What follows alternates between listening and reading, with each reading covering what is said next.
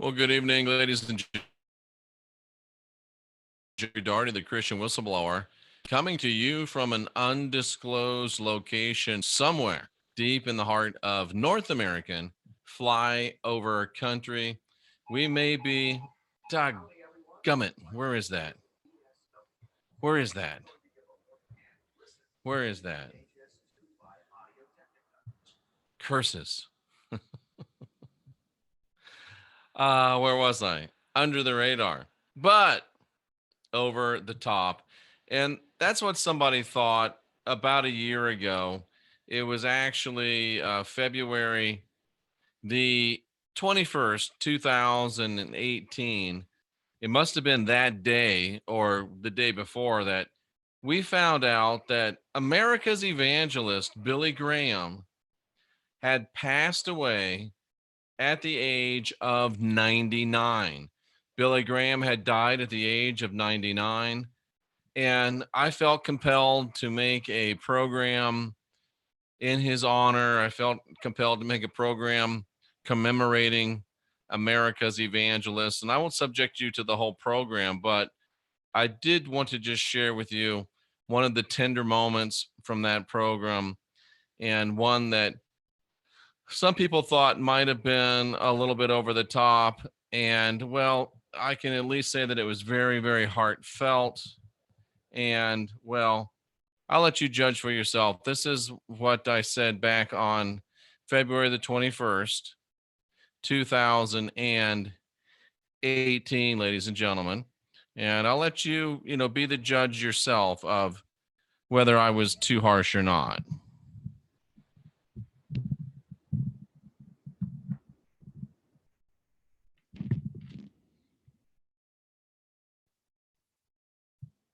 As a former admirer of Billy Graham, may I just say, Billy Graham dead at age 99. Good riddance. For some reason, unbeknownst to me, some people thought that was a little strong. And I didn't share the video. That's okay. You don't need to see the video.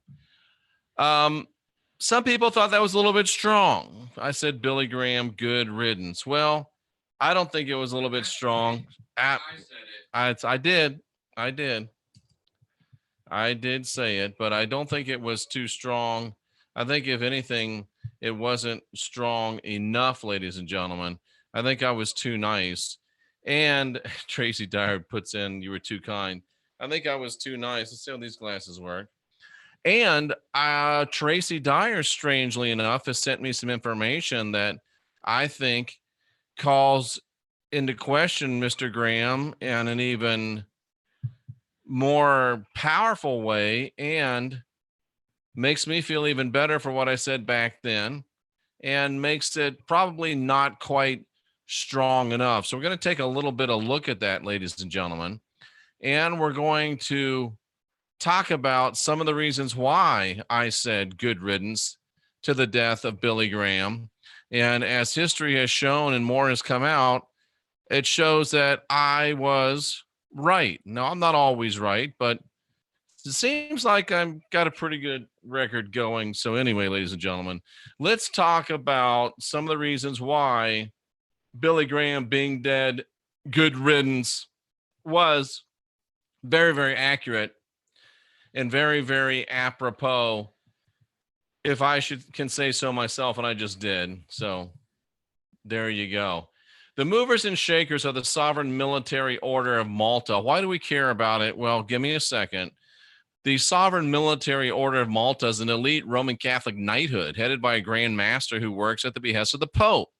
Membership, politics, industry, finance, military, intelligence, media, entertainment, knights and dames first swear loyalty to the Pope and then to their country. Defending the faith and helping fellow members while serving the order constitutes, ladies and gentlemen, their ethics. Now, on to William Randolph Hearst. And I won't subject you to pages and pages of text, but William Randolph Hearst, and I'm going to give you this short version, became the leading newspaper man in the United States of America. He had the largest amount of newspapers in the United States, and he basically controlled American opinion for a number of years. Many people believe that it was William Randolph Hearst who aroused the public to go to war with Spain. He provoked a lot of the. I mean, he had all of the newspapers. He was like CNN, MSNBC, all of these things today combined. He was able to use his money.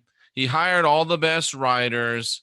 And listen to this. Some of the writers that William Randolph Hearst was able to recruit with his money, ladies and gentlemen: Ambrose Pierce, Mark Twain, Richard Harding Davis, the sketch artist Frederick Remington, the writer of The Red Badge of Courage, Stephen Crane. This guy controlled all of the top papers in the United States, ladies and gentlemen. And he was a member of the Sovereign Military Order of Malta. He dies in 51. His sons followed in the father's footsteps and continued to maintain his empire. I want to show you this right here because this is important. This is vital to what we're talking about.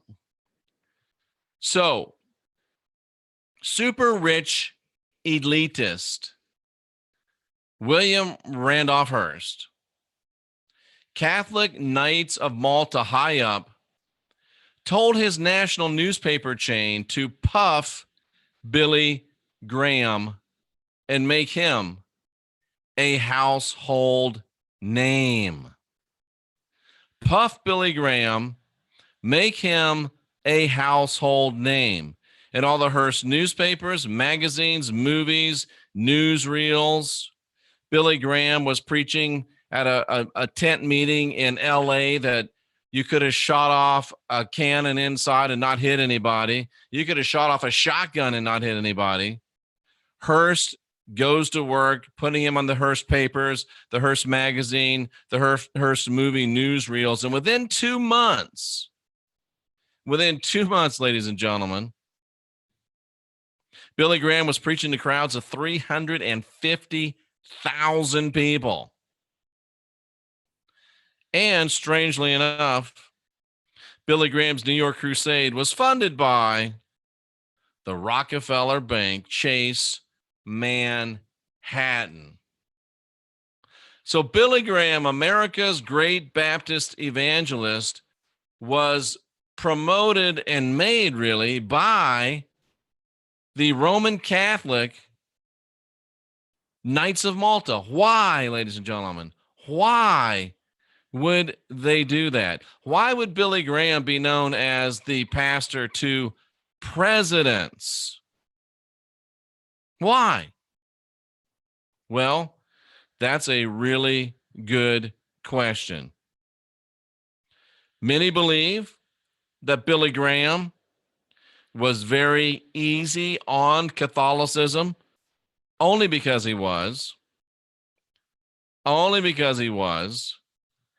And it's just amazing to think that it was the Sovereign Military Order of Malta that made Billy Graham America's evangelist, unless David Castle is right and Planet X made him do it. I'm not sure which one it was. Could have been Planet X, no doubt about it. I actually think maybe it was Planet X because, you know, Planet X is the reason for everything, ladies and gentlemen. Sooner or later, we'll all figure that out. But anyway, how about that, ladies and gentlemen? And I've got some more information to share with you as well. And it's just crazy.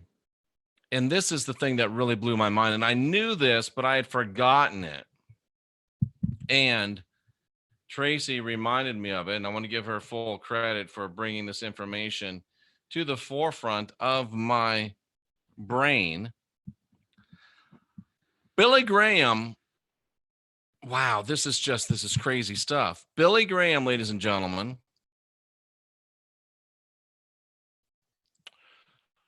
began his compromise as early as 1944 when Billy Graham became great friends with one of the most influential Catholic leaders in America, Bishop Fulton Sheen. And when Fulton Sheen died in December 1979, Graham testified that he had known Bishop Sheen as a friend for over 35 years.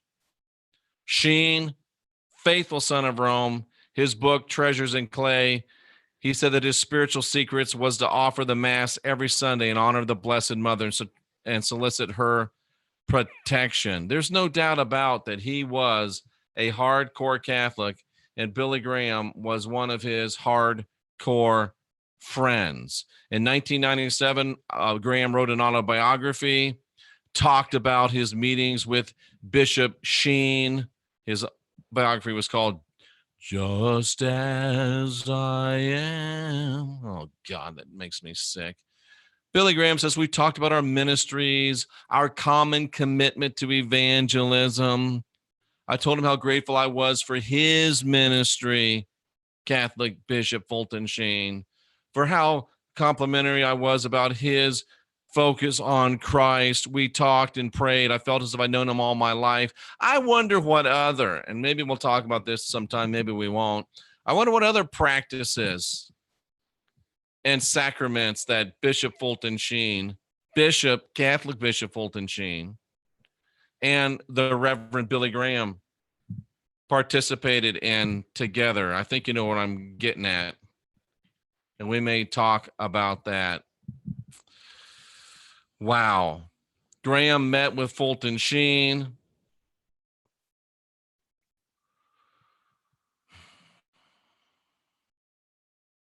Why would, ladies and gentlemen, in 1944, before his first citywide crusade, when he was still preaching for Youth for Christ, was an unknown evangelist, why would a Catholic leader as famous as Fulton Sheen go out of his way to befriend an insignificant young fundamental preacher just like Billy Graham? Why would William Randolph Hearst start puffing an insignificant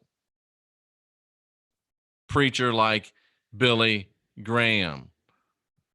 Why would Boston's Archbishop Richard Cushing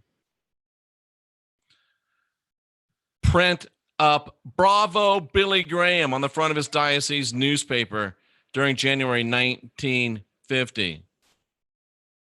Billy Graham says it's one of the highlights of his ministry.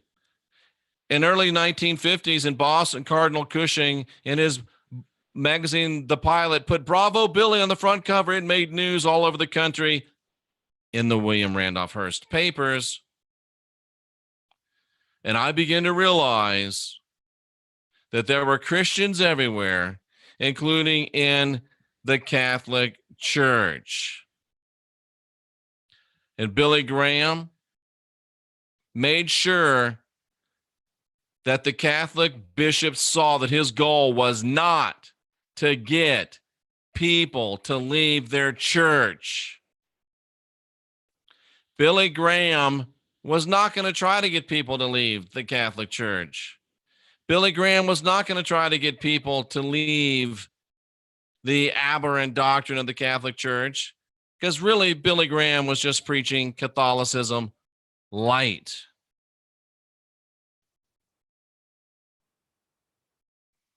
Billy Graham also invited Roman Catholics and Jews to cooperate in his meetings. Such a thought, even if the reporter did suggest it as having come from Mr. Graham, sounded ridiculous. Surely you must know that it's not true.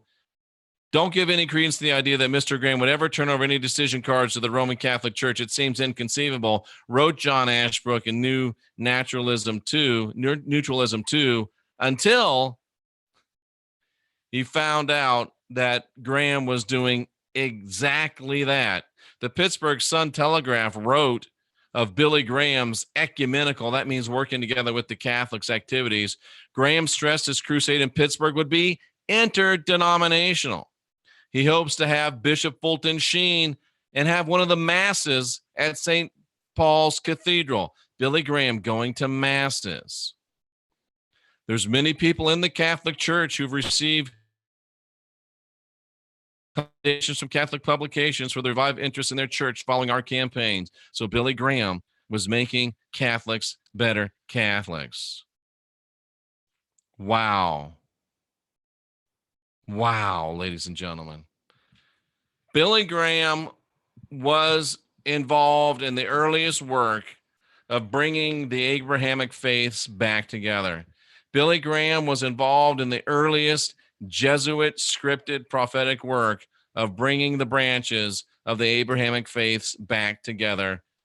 And evidence shows that Billy Graham was likely involved. And we may get into this, we may not. I don't know where it'll take us. In the nefarious practices that the Catholic Church has become known for. And really, the Protestant Church is just as bad. So, ladies and gentlemen, let me just repeat one more time. As a former 20-year Pentecostal evangelist, as a Bible college graduate, as a guy that once attended a Billy Graham crusade, from one evangelist to another, let me just say, Billy Graham dead at 99. Good riddance. That's right. I said it. And hopefully a lot of people will see Billy Graham just as he was and not as he was presented to the public. It's not always easy to guide your own spirit. It's not always comfortable to master your own ascension. It's not always warm and fuzzy to be your own guru. It's hard to ask questions. It's hard to question answers, even your own answers. Nobody ever said it was easy, but it's necessary. And there's nothing that feels quite as good, ladies and gentlemen, as when you unindoctrinate yourself.